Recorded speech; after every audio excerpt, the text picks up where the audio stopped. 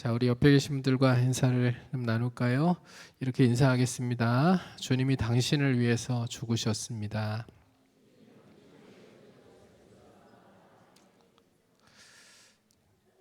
이렇게만 하면은 좀 무겁잖아요. 그래서 주님의 사랑으로 당신을 사랑하고 축복합니다. 한 번 더 하겠습니다.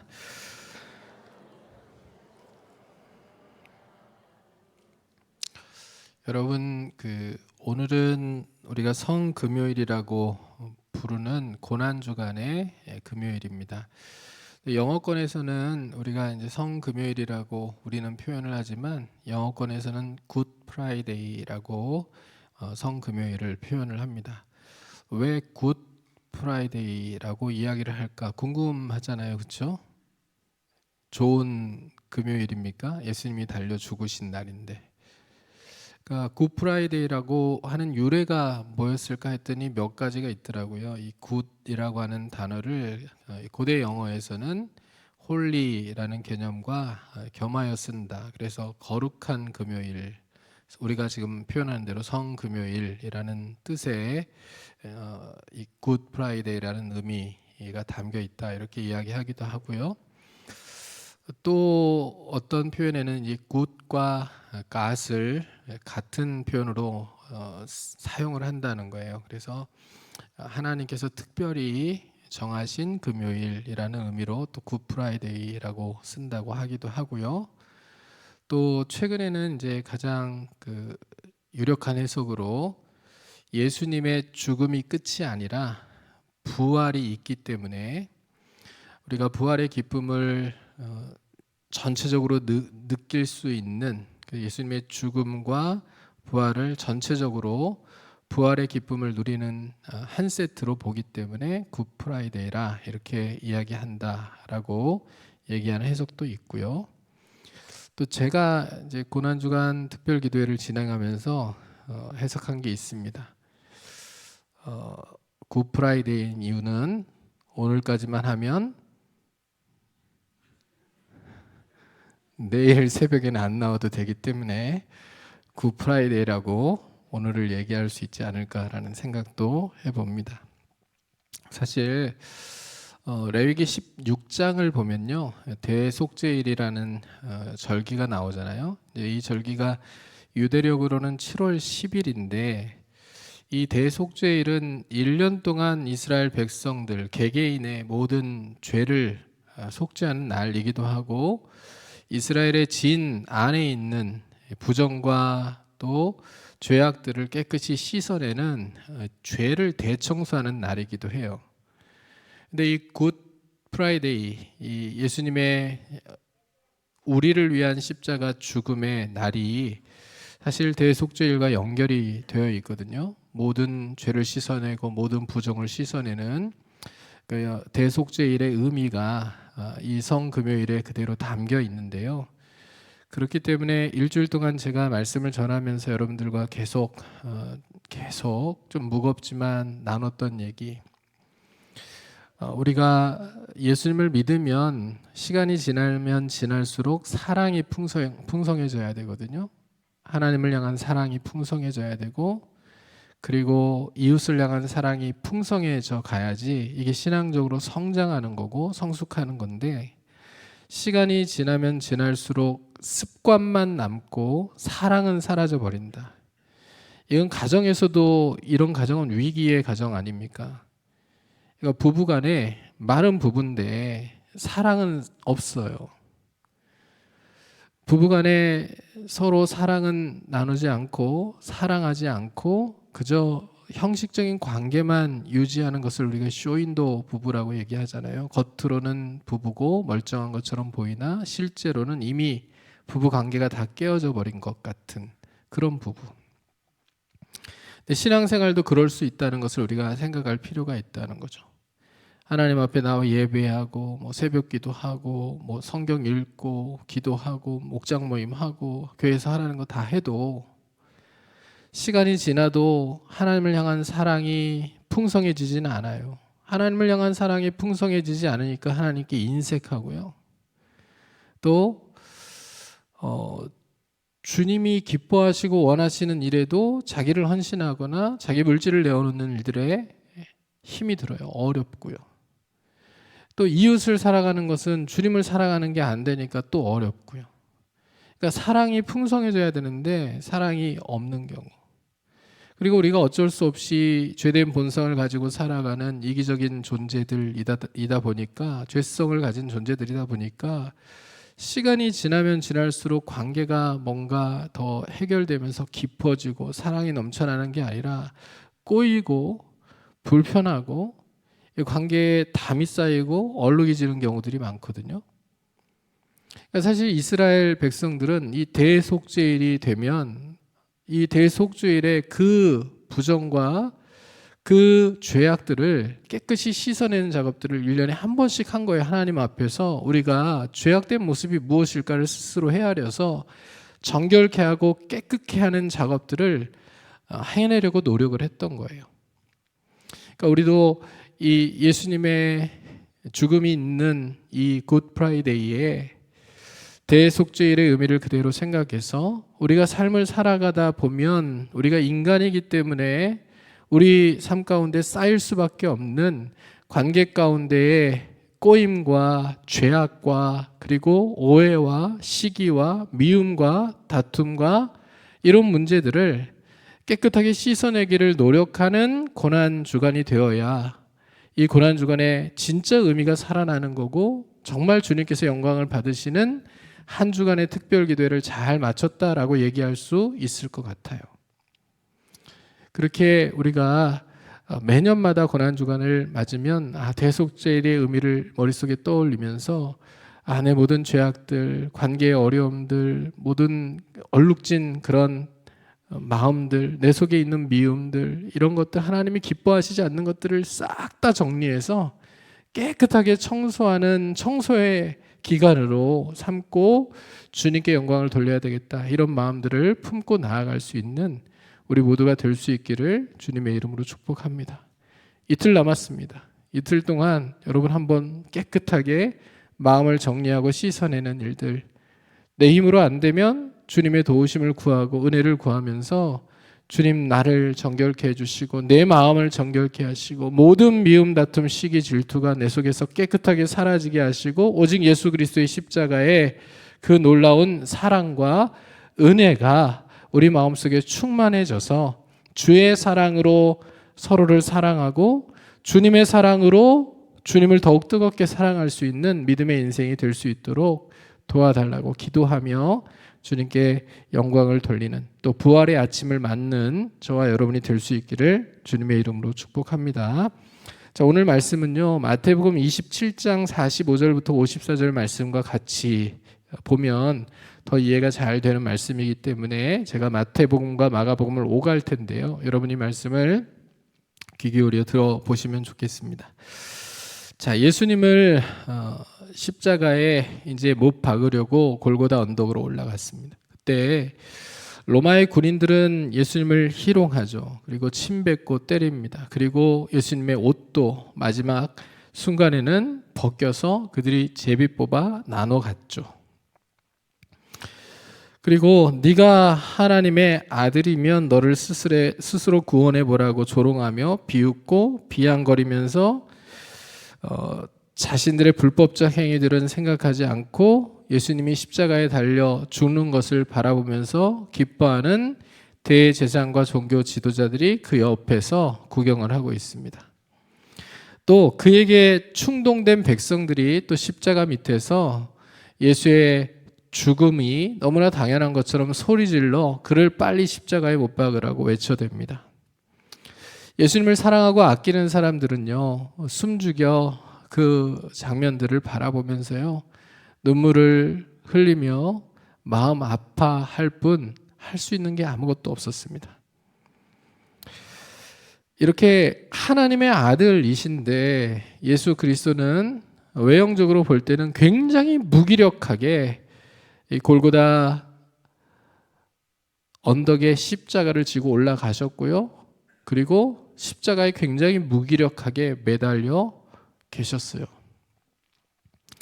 예수님께서 오전 9시에 십자가에 매달리시고 오후 3시에 운명하실 때까지 6시간 동안 예수님이 굉장히 무기력한 모습으로 십자가에 매달려 계셨고, 사람들은 아래서 계속 예수가 어떻게 하나 보자 라고 예수를 조롱하고, 그리고 무시하고 욕하며 계속해서 침을 뱉습니다.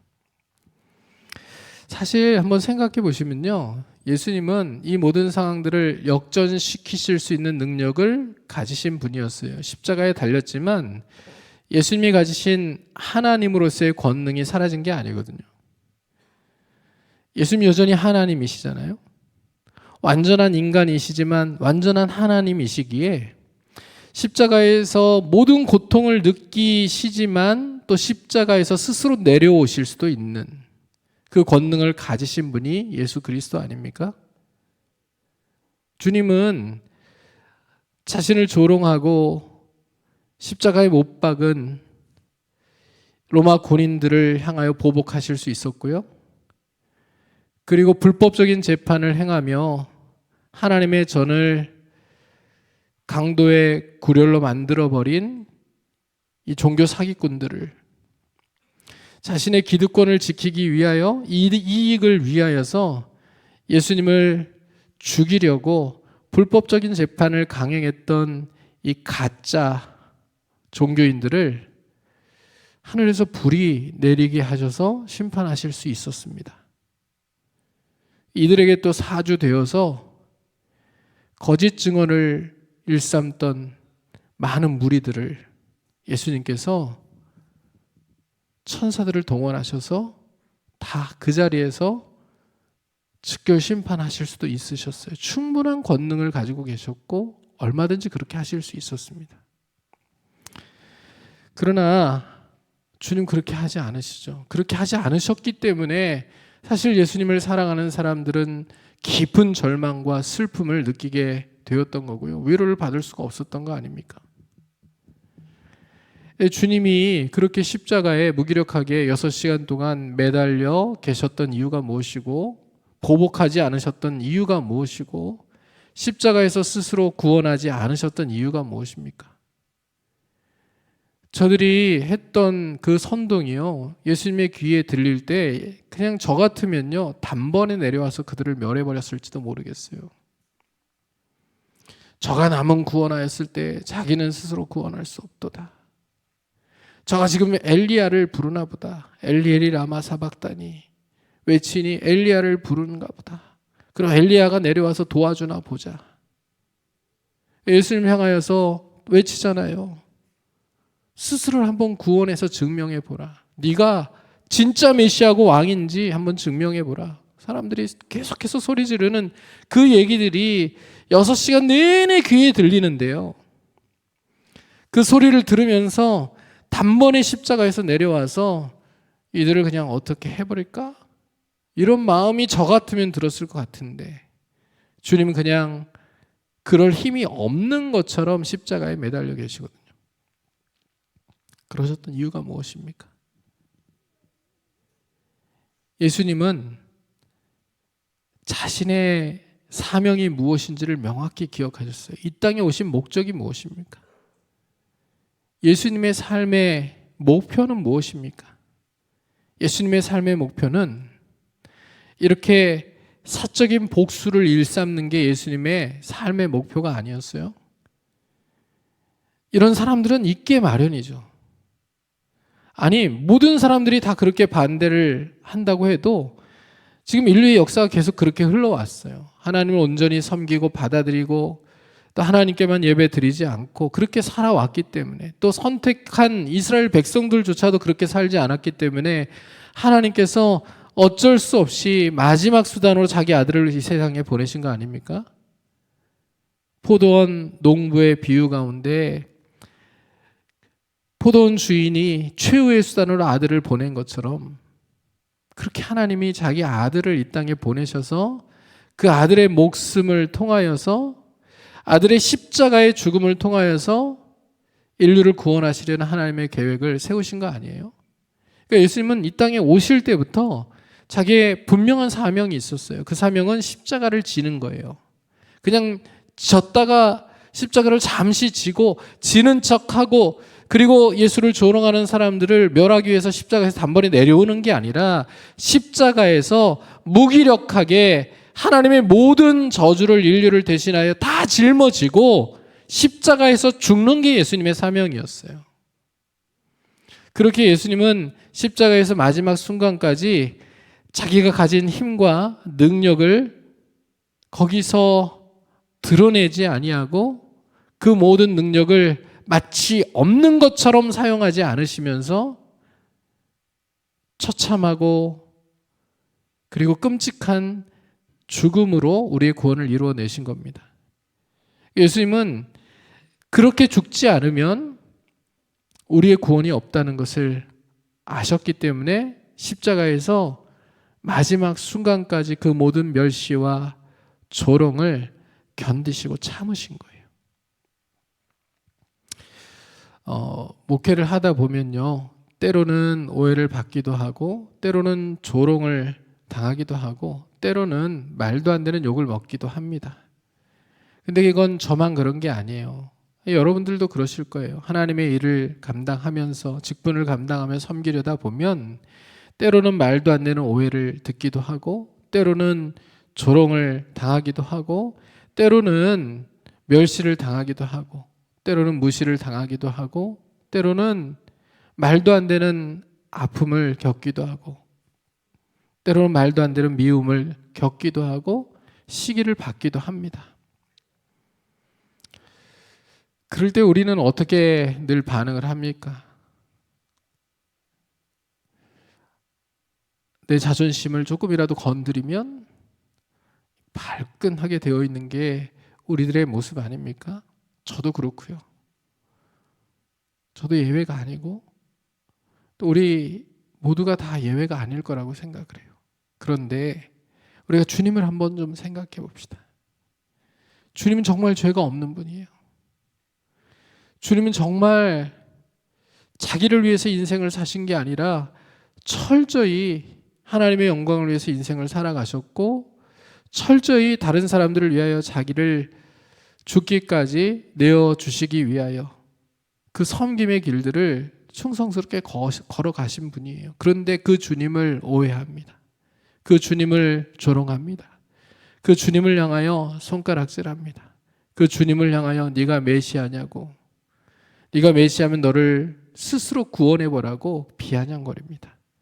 주님 그것에 반응하지 않으시고 사명에 집중하셨어요. 하나님의 영광을 위해서 해야 할 그 사명에 집중하시며 그렇게 사명을 완수하고 우리의 구원을 이루시기 위하여 십자가에서 내려오지 않으시고 끔찍하고 처참한 죽음을 당하셨다는 거예요. 여러분, 예수님께서 십자가에서 참으셨기 때문에 이 십자가에서 끝까지 참으시고 우리의 구원을 위하여 견디셨기 때문에 하나님의 공의와 사랑이 십자가에서 실현되어지고 우리의 구원이 있을 수 있었던 거죠. 여러분, 예수님이 십자가에 달리셔서 죽기까지 십자가에 매달려 계신 그 6시간의 시간 동안 하나님 아버지의 마음은 어떠했을까요? 하나님 아버지의 마음도 한번 생각해 보시죠. 성경은 예수 그리스도에 대하여 하나님께서 말씀하실 때마다 우리가 지난주에도 살펴본 것처럼 하나님의 아들인 예수 그리스도를 향하여 하나님 내 사랑하는 아들이라고 계속해서 언급하시거든요. 근데 그 사랑하는 아들이 지금 십자가에서 죽음을 당해요.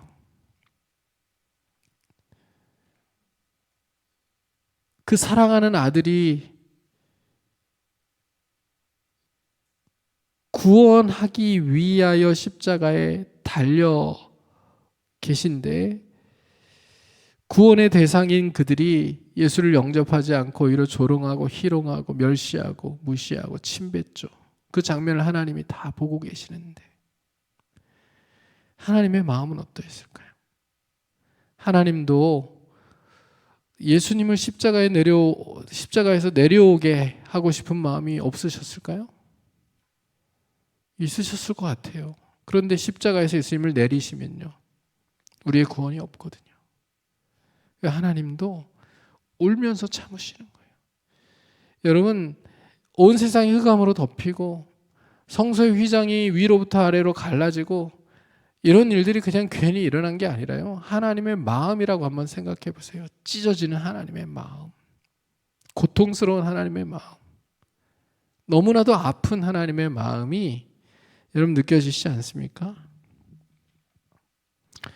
그래서 예수 그리스도를 십자가에 매달아 둔 것은요, 로마 군인들이 못 박은 못이 아니에요.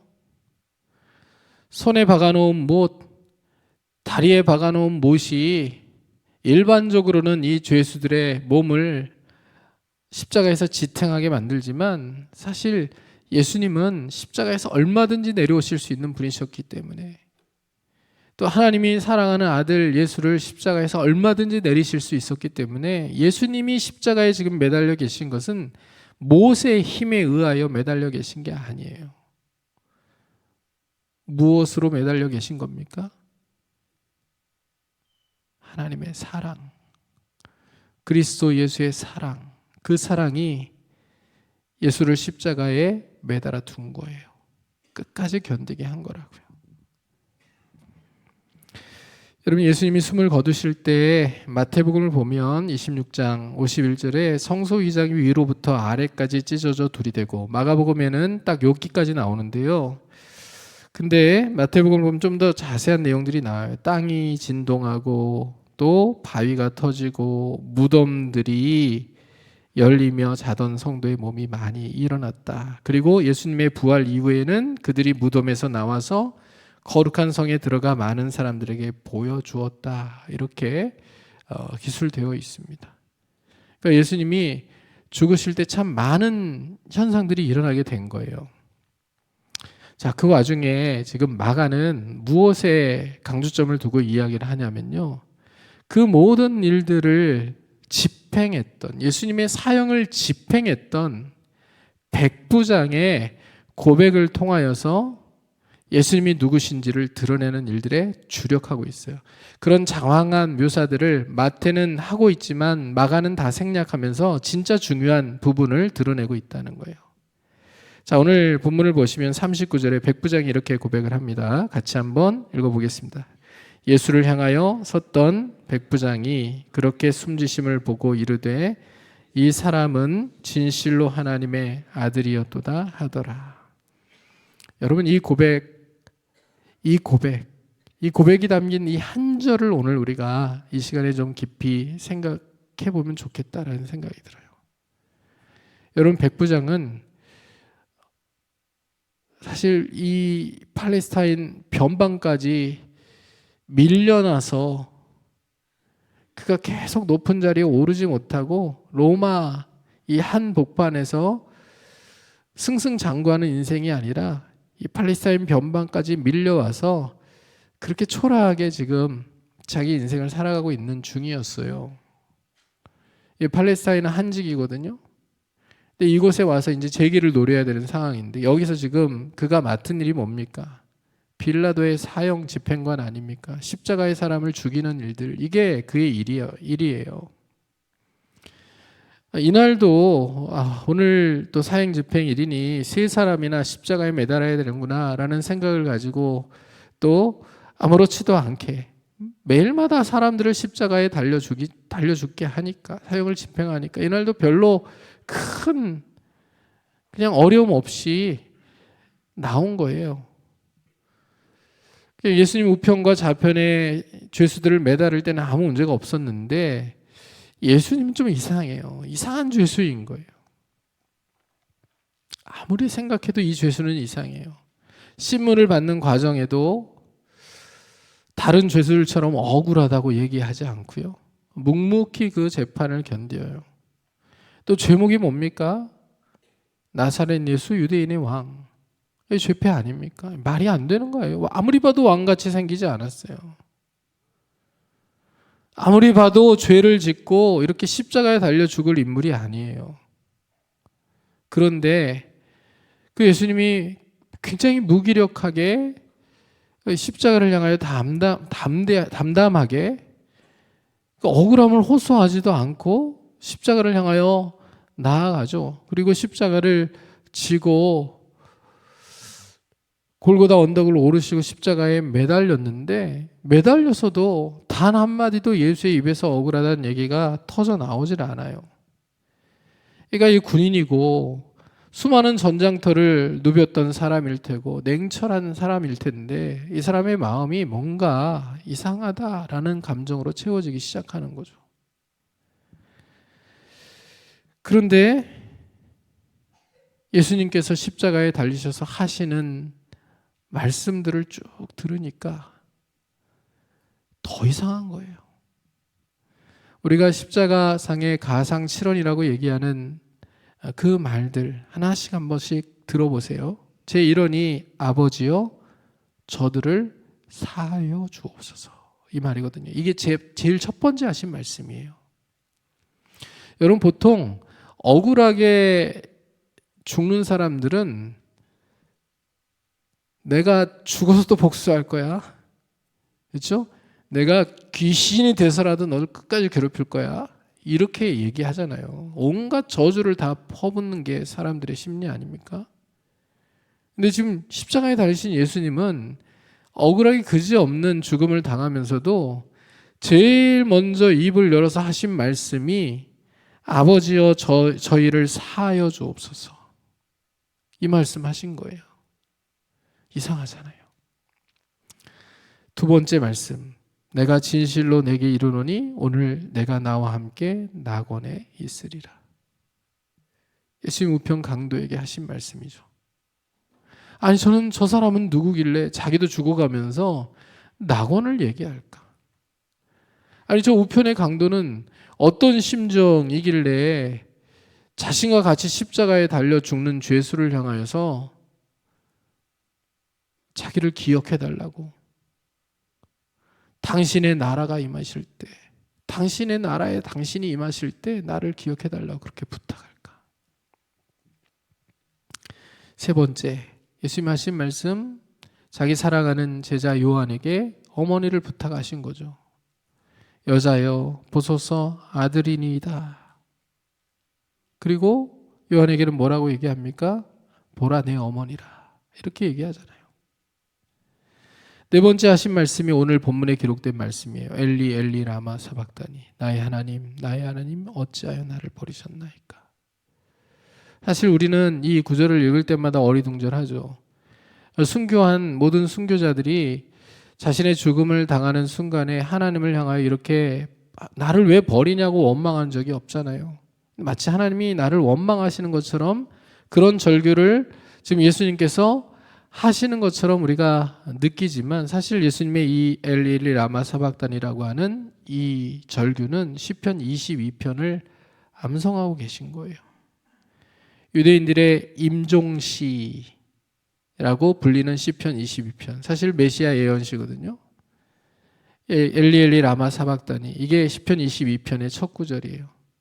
그러니까 버림받은 심정의 고백으로 시작해서 마지막 장면은 모든 민족이 하나님께로 돌아와 하나님 앞에 무릎을 꿇고 경배하게 되는 장면으로 끝나는 시가 시편 22편이에요. 예수님은 지금 이 유대인의 임종시를 암송하면서 꿈을 꾸고 계신 거예요. 지금 자신이 이 십자가를 견디고 죽으면 이 십자가를 통하여 수많은 사람들이 하나님의 계획대로 수많은 민족들이 돌아와 주님 앞에 무릎을 꿇고 경배하게 될 것을, 하나님께 영광을 돌리게 될 그 날을 꿈꾸고 계신 거예요.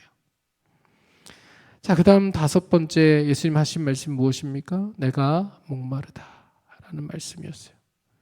이 얘기를 듣고 예수님께 신포도주를 갖다 주잖아요. 몰약을 담은 포도주를 갖다 드리는데 예수님이 드시기를 거부하시죠. 몰약은 이 죽음을 늦추는 효과가 있고 진통 효과가 있는데, 예수님 온전한 고통을 다 받아내시려고 신포도주, 몰약을 담은 포도주를 거부하시거든요. 그 다음에 예수님 뭐라고 말씀하세요? 다 이루었다라고 말씀하십니다. 그리고 마지막에 내 영혼을 아버지의 손에 부탁하나이다, 이렇게 말씀하시고 운명하시죠.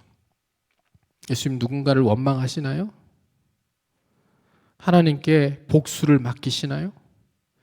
아버지 제 억울함을 다 보시고 아시오니 저에게 불법을 행한 모든 사람들을 다 아버지께서 처리해 주시죠.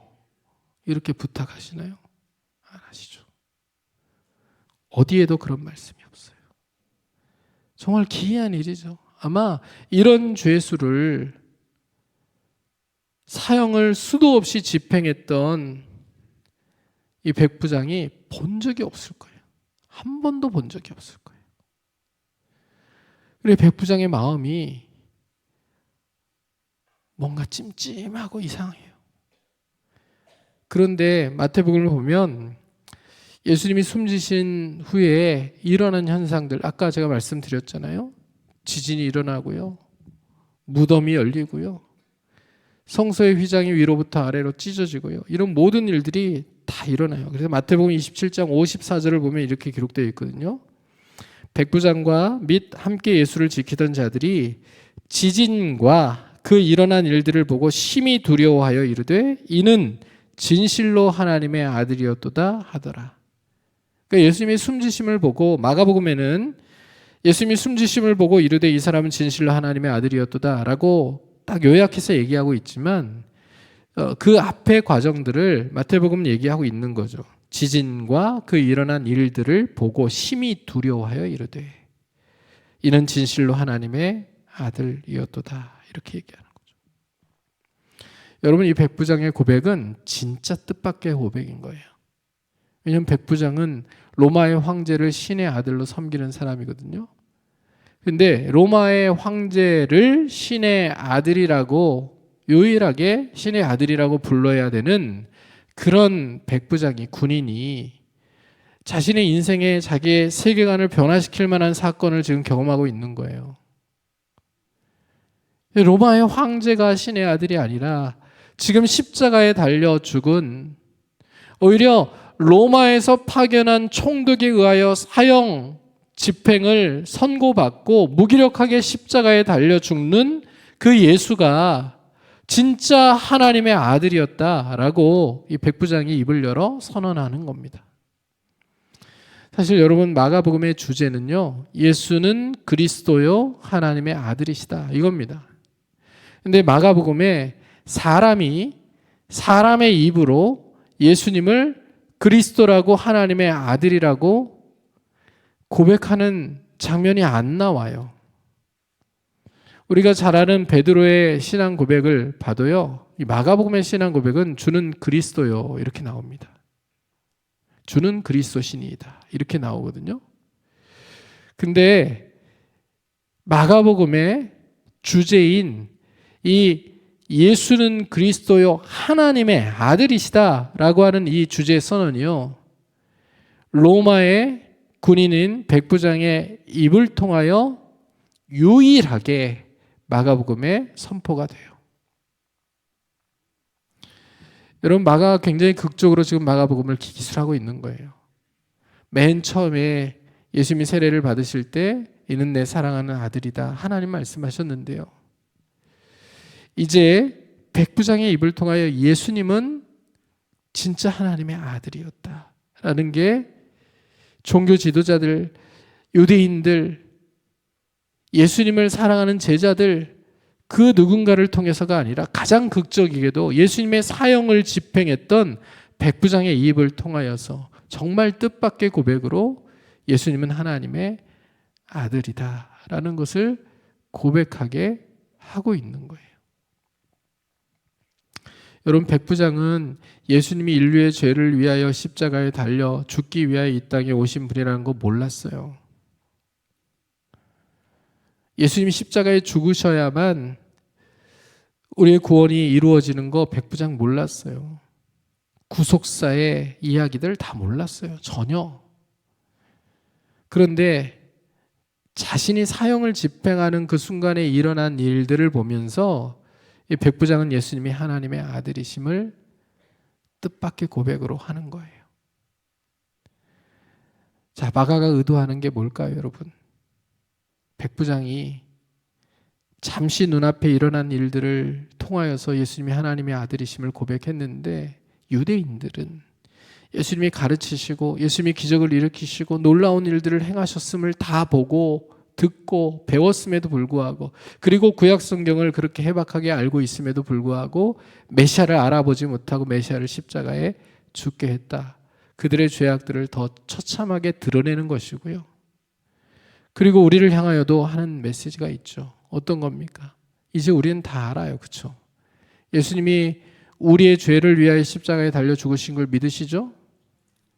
예수님의 십자가 없었다면 우리의 구원이 없다는 것도 믿으시죠? 예수님이 십자가에 죽으시고 예수님 부활하셨기 때문에 우리도 죽어도 다시 살 소망을 가지고 살아가는, 이 부활 소망, 부활 신앙으로 살아가는 존재가 된 것도 믿으시죠? 여러분 다 아시죠? 다 아는 우리들은 이 백부장은 자신에게 일어난 잠시간의 사건을 통해서도 뜻밖의 고백을 통해 하나님께 영광을 돌렸는데, 우리는 다 알면서도 온전한 고백으로 하나님께 영광을 돌리고 있는가, 이걸 묻고 있는 거예요. 우리는 예수 그리스도의 온전한 증인들로 그렇게 이 땅을 살아가고 있는가? 구원의 은총, 구원의 감격, 또 주님의 그 놀라운 사랑으로 말미암아 구원받은 하나님의 백성다운 감사를 가지고 하나님을 사랑하고 하나님을 사랑하는 마음 때문에 하나님이 기뻐하시는 일들을 행하고 하나님이 사랑하시는 사람들을 우리가 힘을 다하여 사랑하는 삶을 살아가고 있는가? 이것을 마가는 우리에게 묻고 있는 거예요. 그래서 고난주간의 진짜 의미는 우리가 우리의 모든 죄악된 모습들을 씻으시기 위하여 십자가에 달리신 예수 그리스도를 깊이 생각하며 주님께 감사하고, 우리의 모든 죄악된 마음, 악한 본성 가지고 있지만 이것들을 최대한 억제하고, 또 내 속에 쌓인 미움과 다툼과 시기와 질투와 다른 사람들을 향한 열등감과 혹은 다른 사람들을 바라보면서 쌓아놓은 모든 불만들을 씻어버리고 리셋하는 거예요. 관계를. 하나님과의 관계도 리셋하며 더 풍성한 사랑으로 하나님을 사랑하기를, 이웃들과의 관계도 리셋하며 더 풍성한 사랑으로 내가 사랑하고 예수님처럼 섬길 수 있기를, 그렇게 주님의 은혜를 구하고 기도하는 것이 이 고난주간에 주님이 의도하신 바이고, 또 주님이 정말 우리에게 원하시고 바라시는 일임을 우리가 잊지 않고 살아갈 수 있게 되기를 간절히 소원합니다. 매년마다 돌아오는 이 고난주간, 사실 설교하는 것도 굉장히 힘들어요. 설교자가 설교하기에 가장 힘든 때가 이 고난주간 부활절이거든요. 왜냐하면 우리 교회 한번 생각해 보세요. 1년에 3차례 특별 새벽 기도회를 진행하잖아요. 고난주간 특별 새벽 기도회. 또 언제 합니까? 7월달 초에 미래 세대를 위한 특별 새벽 기도회. 그 다음에 가을이 되면 우리가 또 가을을 맞아서 특별 새벽 기도를 한 주를 진행하는데, 가을의 특별 새벽 기도회는 주제를 계속 바꿔서 정하면 돼요. 근데 고난주간의 특별 새벽 기도회는 정해져 있잖아요. 본문도 정해져 있고요. 그리고 해야 되는 것들도 거의 정해져 있어요. 고난주간에 성탄절 설교할 수 없고요. 고난주간에 감사절 설교를 할 수는 없잖아요. 고난주간은 고난주간에 맞는 설교를 해야 되기 때문에 예수님의 거의 마지막 한 주나 가상 7원이나 이런 데 포커스를 맞춰 설교하게 돼 있잖아요. 그래서 이 주간에 설교하기도 어렵고 설교를 듣는 여러분들도 힘들 거라고 생각해요. 그러니까 연례 행사로 매번 힘든 일들을 이렇게 하면서 지나가는 게, 우리 만족으로 이번 한 주간도 내가 예수님의 고난에 이렇게 새벽을 깨우며 또 기도에 동참하며 그렇게 열심히 했어, 자기 만족을 하면서 넘어가는 게 이 고난주간의 의미가 아니라고요. 그건 우리를 위한 거잖아요. 우리 만족을 위한 거잖아요.